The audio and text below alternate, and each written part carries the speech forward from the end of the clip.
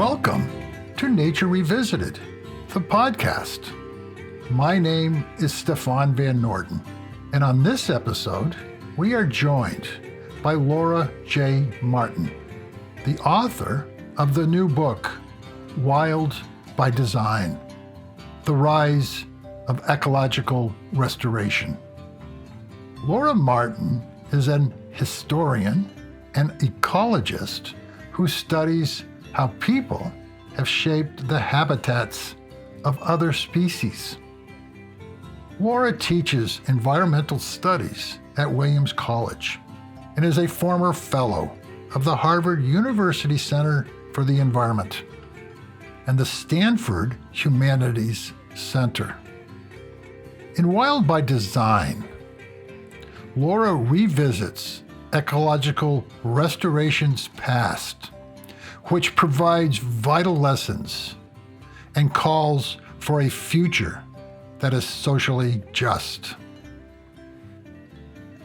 Here is my conversation with Laura Martin. Laura, thank you for joining me today on Nature Revisited.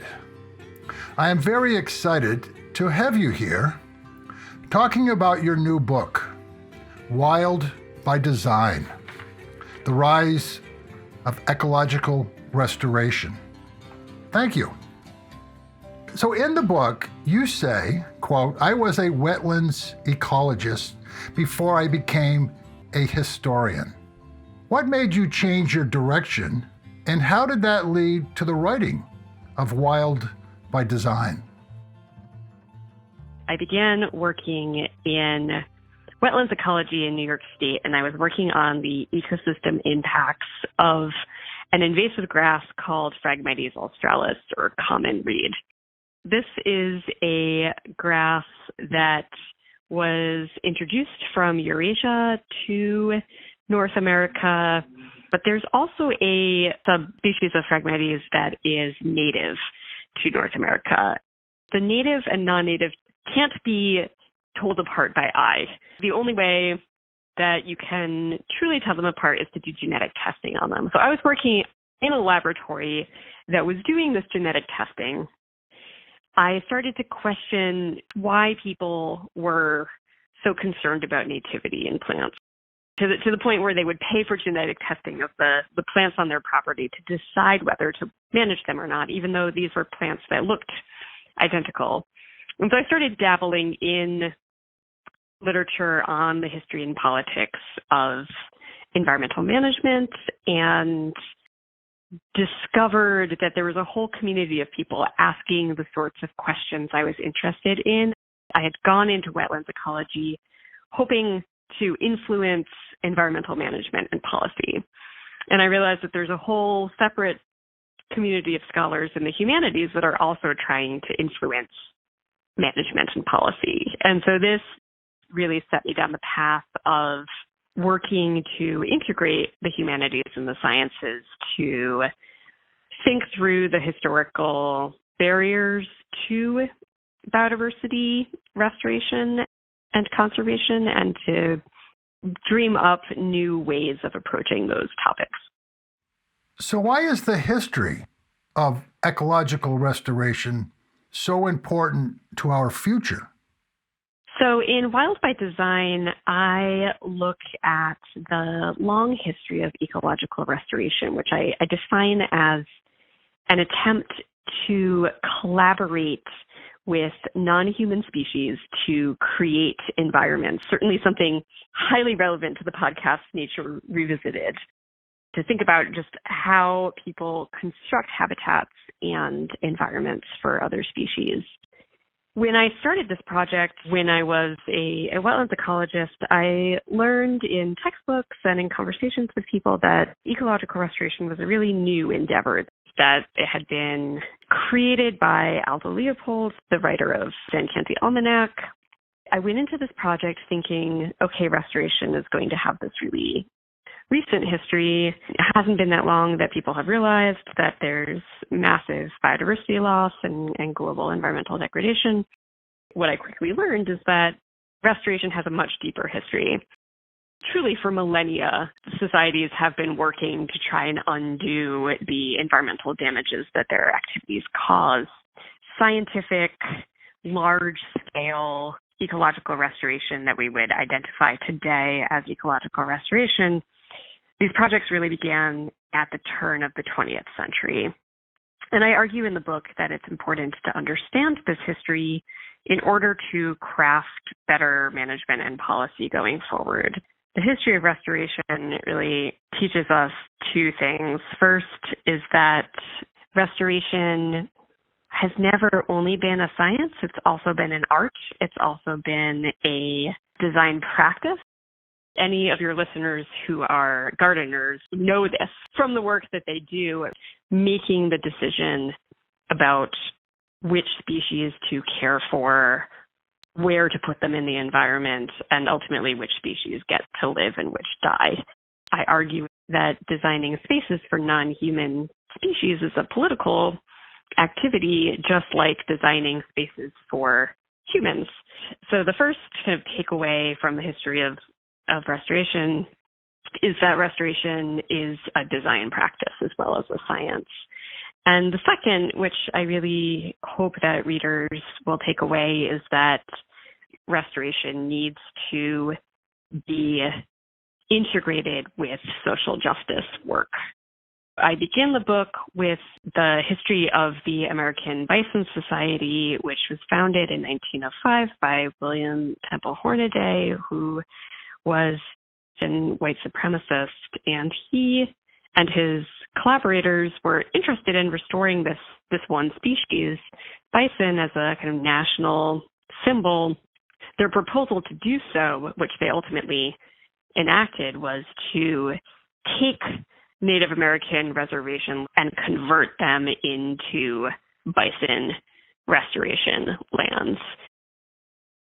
So Native American reservations became the nation's first wildlife reservations. We need to understand that restoration has this history of land dispossession and failing to protect and respect the sovereignty of Indigenous peoples. This is a lesson that's really important for our current time because there's a lot of excitement and investment right now at the global scale about ecological restoration. The UN has declared this to be the decade on ecosystem restoration. There's billions of dollars being put toward things like invasive species removal, dam removal, and captive breeding of endangered species. And there's a lot of enthusiasm about carbon offsetting using reforestation to sequester carbon dioxide. We see with carbon sequestration projects pattern that has occurred time and again in the history of ecological restoration and conservation, and that is concern for species being used as a justification for stealing land and resources from other societies. Well, just to give one of many examples, there was a 2011 Oxfam report that found that somewhere along the lines of 11,000 people in Uganda were forcibly removed from their homes in order to create a carbon sequestration forest. And so those are really the examples of why it's so important to understand the history of restoration as we think to the future and think about what new types of work restoration ecologists could do. You kind of answered my next question. What is ecological restoration? There's an International Society for Ecological Restoration, and this is more than 4,000 people who are ecologists and do the work of restoration. And the Society for Ecological Restoration defines restoration as the process of assisting the recovery of an ecosystem that has been degraded, damaged, or destroyed. So the thing to note in that definition is that restoration is an attempt to undo harm that humans have directly caused to an ecosystem. And in Wild by Design, I offer a slightly different definition of restoration. I define restoration as an attempt to collaborate with non-human species in order to create nature. I'm interested in the verb collaborate and thinking about the ways in which ecologists are seeking a kind of middle ground between a hands-off approach and a highly interventionist approach to environmental management. I'm really interested in that tension, hence the title of the book, Wild by Design, that tension between wanting ecosystems and species to be wild, to be uninfluenced by humans, and then the need, given climate change and given persistent organic pollutants, given the massive exploitation of species on the earth, the kind of need to intervene in order to undo some of those harms. So what is the major differences between conservation, preservation, and restoration? Those are three terms that are used a lot, and I think some people get confused by them. One intervention that my book is making in the field of environmental history is to argue that ecological restoration is a mode of environmental management that has existed for a long time and has existed in parallel with preservation and conservation. So historians tend to divide the 20th century American environmentalism into two movements, preservation and conservation. And they're using the term conservation a little bit differently than scientists use it. So as I mentioned, preservation is the kind of hands-off approach to trying to help nature heal. It's setting aside a national park or a state park and leaving it alone. Preservation's incredibly popular as a mode of environmental management, and there's scientists like the late E.O. Wilson and other kind of influential people that have argued that the only way to save biodiversity is to set half of the world aside in preserved areas. The UN is kind of going forward with not that 50% number, but is aiming for 30% protection in the next decade. And so preservation has been this really kind of dominant way of thinking about how to help species and ecosystems recover.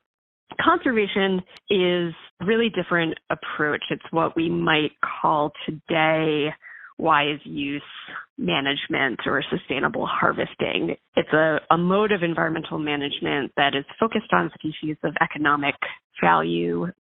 That's a very kind of hands-on, an interventionist approach. And as I mentioned, restoration is somewhere in the middle. It evolved in the 20th century in opposition to both preservation and conservation.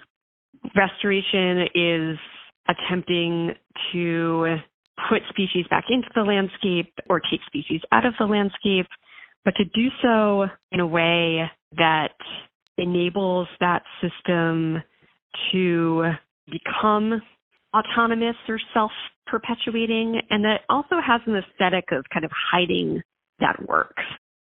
Do these three different categories, do they work together normally, or is there friction between the three? They can work together, and there can be friction between them, and it's very case dependent. The reason I find restoration so compelling is that it can be done in such different areas. So restoration can be done in protected areas. It can be done in concert with preservation. If we think about the work that national park rangers do in replanting native plants, that would be an example of restoration that's happening in a preserved area. But restoration can also happen in the middle of a city. It can happen in someone's backyard. It can be done anywhere. I think of restoration as an umbrella that's larger than either preservation or conservation. You see these conflicts emerge in people's visions of what a particular place should look like and should look like in the future. And also, I think, differences as to whether or not nature can heal itself or whether people have to intervene with management in order to try and create the ecosystem conditions that they're interested in seeing. When did the new science of ecology first emerge, and how did it influence the ecological restoration movement? Yeah, so this is one of the main questions of Wild by Design. The science of ecology emerges in the early 20th century with plant physiologists who were interested in understanding how plant species are distributed in the landscape and how environmental conditions shape the distribution of plant species. They were kind of moving away from laboratory studies and thinking about biochemical mechanisms through which plants grow, and we're really looking at this landscape level to try and understand why certain species grow in certain areas. The British Ecological Society is founded in 1913, and then the Ecological Society of America is founded in 1915. I argue in the book that within the United States, one kind of origin of restoration is in early ecologists in the 1920s and 1930s arguing that their new science of ecology has the answers to federal environmental management questions that were coming up because of environmental crises like the Dust Bowl. And so when the Dust Bowl was occurring and thousands of farmers were being displaced from their land, federal agencies were turning to foresters to guide management and policy decisions. And ecologists were saying, we have this new science that is about which plant species flourish in which regions, and that ecology should be guiding this work. And so ecologists start to do what we would today call restoration experiments, working with planting different grass species in the American prairies, looking to see which ones were better and worse at soil stabilization, for example. And they make this argument also that ecologists need to set aside areas for their experiments, that people should think of restoration areas as experimental areas. And so this is where restoration first becomes ecological. Prior to that, restoration had been very much focused on single species, like efforts to restore the buffalo, efforts to restore elk. There wasn't a landscape or what we would now call ecosystem level approach to restoration until ecologists become kind of involved in these federal management decisions in the 1930s. You mentioned Aldo Leopold, who is often referred to as the father or the founder of ecological restoration. But as you point out in your book, there were many factors and people who helped him earn that title, particularly a number of women. Who were they and what were their contributions?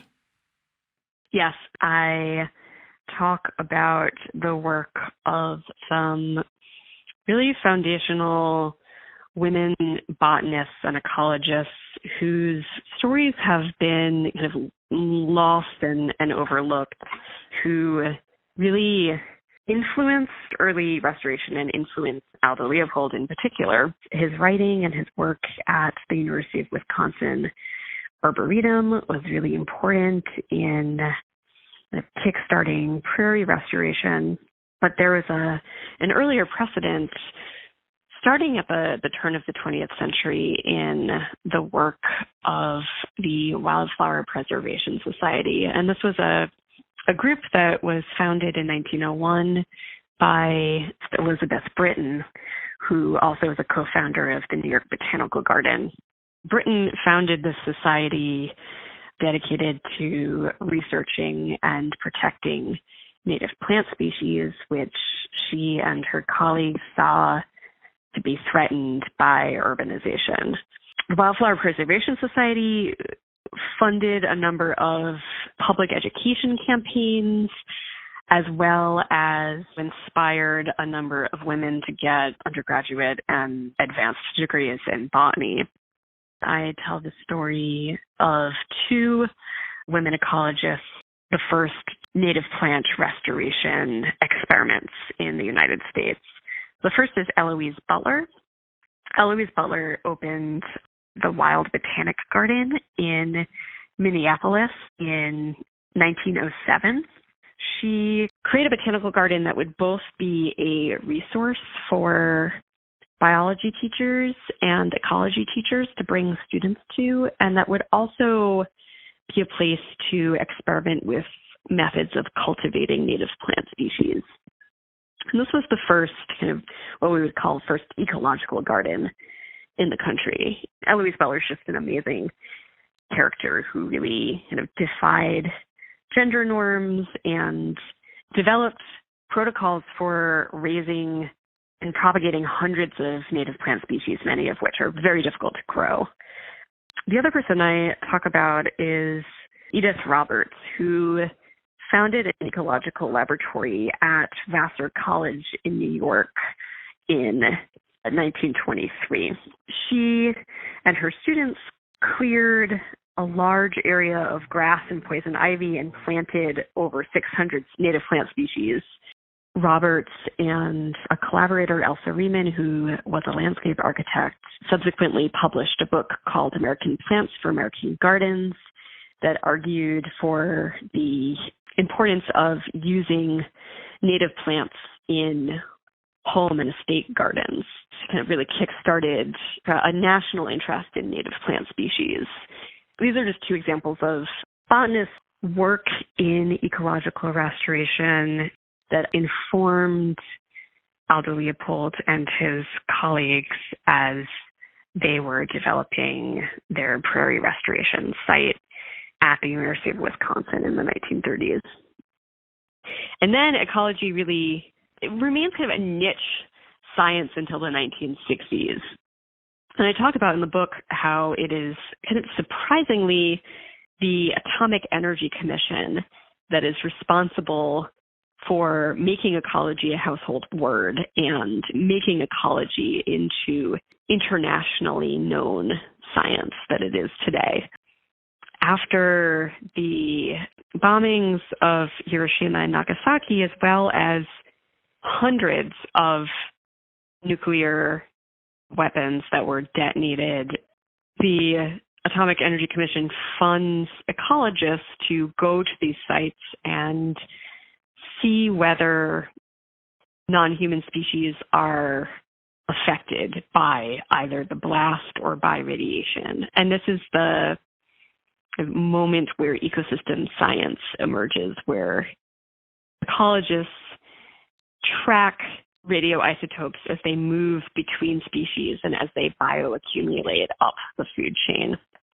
This understanding of the flow of elements and nutrients between species reshapes how people were thinking about restoration and moves both ecologists and landscape architects from thinking about bringing back single species to thinking about entire communities of species and entire ecosystems.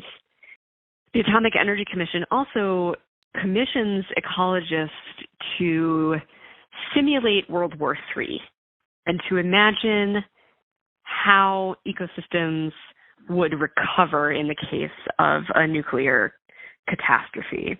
In doing these experiments and these simulations, that ecologists start to think about what conditions might allow an ecosystem to recover more quickly. And also the question of whether there's a threshold of environmental damage beyond which an ecosystem can no longer repair itself. The idea that an ecosystem that has a greater number of species will be better able to withstand disturbances than an ecosystem that has fewer species. The diversity stability hypothesis comes out of this atomic work, as does the idea that there's a kind of threshold of damage beyond which ecosystems can't repair themselves, which of course is a really familiar idea to people today, thinking about climate change, thinking about deforestation, thinking about other sorts of environmental threats. But it was a novel idea in the 1960s. Restoration first becomes ecological in the 1930s, and then I'd say has like a second moment of really attaching to the science of ecology in the 1960s. Your book does show that throughout history, there has been so much damage done behind closed doors in the name of nature that most people will probably never know about, such as Compound 1080, or what you just talked about, the atomic age. Just how important is it that we learn of these policies? Yeah, I think it's really important. And I think the two things in the book that really surprise readers are the two that you just mentioned. So first, the kind of scope of atomic detonation and destruction that happened between the close of World War II and the signing of the Partial Test Ban Treaty in 1962, where the United States detonated more than 200 atomic and nuclear weapons above ground and underwater. Realizing what the environmental impact of that weapons development was, and also that the fact that this wasn't happening in unpopulated remote areas, this was happening in people's homes and homelands, and that Native American nations in the American Southwest, and then also in the Pacific, Bikini Islanders, residents of Enewetak and other islands, some of the techniques and ideas that we have in ecological restoration today are directly come out of this nuclear colonialism. I think it's really important, even though it is now, it is not that far in the past. If we're thinking about the legacy of this work in a nuclear time frame, these are very recent events.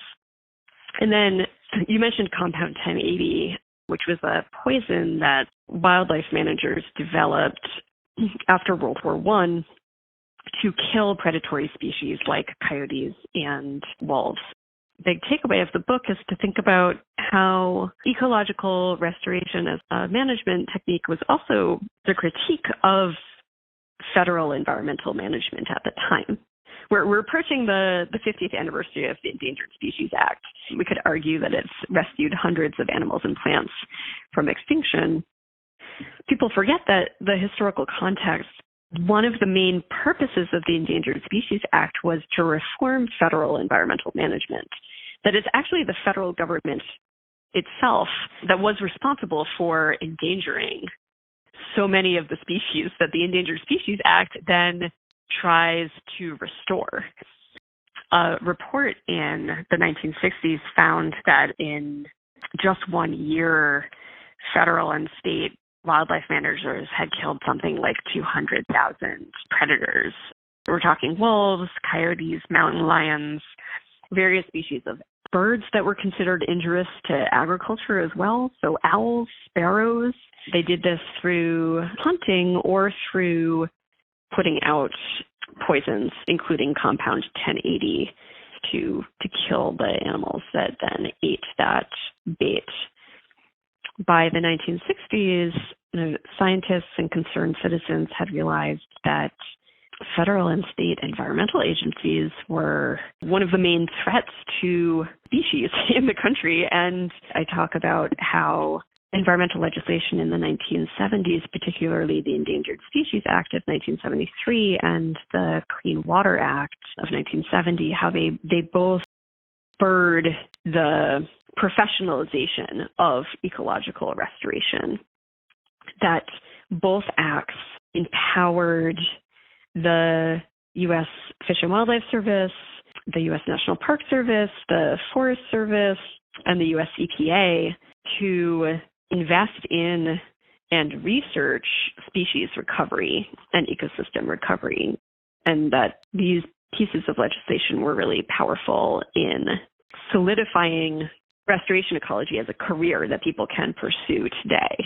And so I think the reason it's important to understand that history is to understand why some species are still imperiled today, but also to realize that legislation and regulation can be a really powerful and successful tool to enact restoration. And we have a real opportunity right now.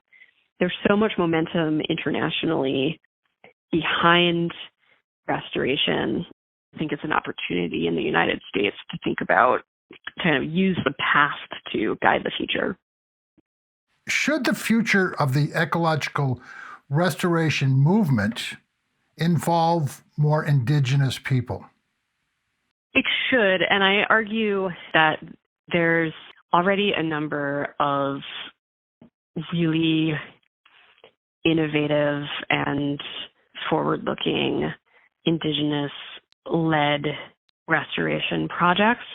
We see an increasing kind of move since the 1990s towards the privatization and consolidation of restoration. A lot of restoration right now is being funded by individuals and private corporations rather than by governments. And I think going forward, what we need to see is a public investment in restoration, in nations committing resources to restoration. And we need to see not just the kind of last minute involvement of indigenous groups and nations in these projects, but resources and leadership power and national resources being given to indigenous communities and nations to do the restoration work that they are already undertaking. In the book, you say that ecological restoration represents a hopeful path forward. How do you see that path forward? I think that restoration is biodiversity's best hope. I think it's unrealistic and also unjust to imagine that there will be large areas of the world that are set aside from human habitation and human use, and that ecosystems have been co-evolving with humans, and that restoration can really happen anywhere. It can happen in wilderness areas, it can happen in people's backyards, it can happen in agricultural landscapes. Restoration is really a process and a way of relating to non-human species. It's an attempt to care for non-human species, an attempt to recognize past harms and to attempt to undo those harms.